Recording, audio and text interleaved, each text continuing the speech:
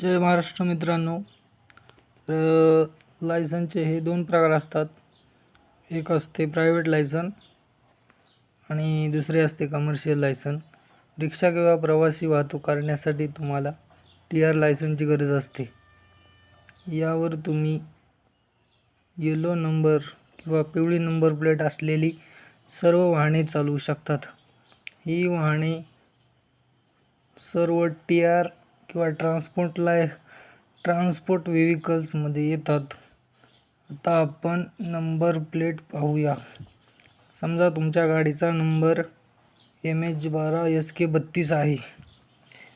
तर पहिले MH हे तुमच्या राज्याचे नाव असते, म्हणजे MH म्हणजे महाराष्ट्र, K म्हणजे कर्नाटक, GA म्हणजे गोवा आणि असे बरेच.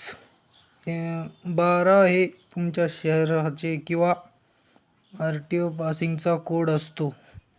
उदाहरणार्थ 1 मुंबई, 13 सोलापूर, 14 पिंपरी चिंचवड आणि 12 पुणे. तर SK ही मालिका असते, म्हणजे तुम्ही ज्या आठवड्यात गाडी घेता त्याची खूण असते. जय महाराष्ट्र मित्रांनो. पुढील व्हिडिओ लवकरच अपलोड करतो.